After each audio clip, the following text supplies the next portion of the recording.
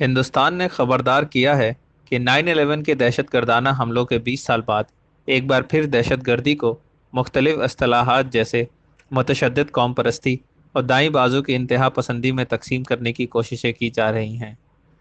ہندوستانی فریق نے زور دے کر کہا کہ دنیا کو آپ کے دہشت گرد اور میرے دہشت گرد کے دور میں واپس نہیں آنا چاہیے، بلکہ اجتماعی طور پر اس مسئلے کا مقابلہ کرنا چاہیے۔ منگل کے روز عالمی انسداد دہشت گردی کی حکمت عملی (GCTS) کے 7ویں جائزے کے بارے میں اقوام متحدہ کی جنرل اسمبلی کی بحث میں قرارداد میں حصہ لیتے ہوئے اقوام متحدہ میں بھارت کے مستقل نمائندے سفیر TS ترومورتی نے کہا کہ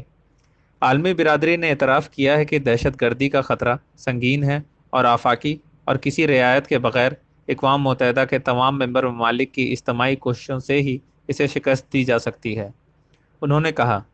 9/11 کے بعد ہی ہم نے قبول کیا کہ دنیا کے ایک حصے میں دہشت گردی کا براہ راست اثر دنیا کے دوسرے حصے پر پڑ سکتا ہے، اور ہم سب مل کر دہشت گردی کا مقابلہ کرنے کے لیے اکٹھے ہوئے ہیں۔ ایلچی نے کہا کہ عالمی برادری کو یہ نہیں بھولنا چاہیے کہ 9/11 کی دہشت گردانہ حملوں سے قبل دنیا کو آپ کے دہشت گرد یا میرے دہشت گرد میں بانٹ دیا گیا تھا۔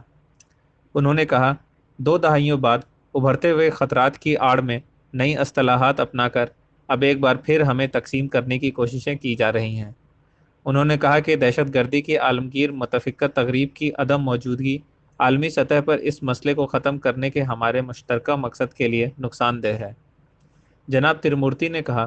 موجودہ حکمت عملی بین الاقوامی دہشت گردی سے متعلق جامع کنونشن کو اپنانے سے روکنے والی صورتحال کو حل کرنے میں ناکام ہے، جس کی ہندوستان نے ہمیشہ حمایت کی ہے۔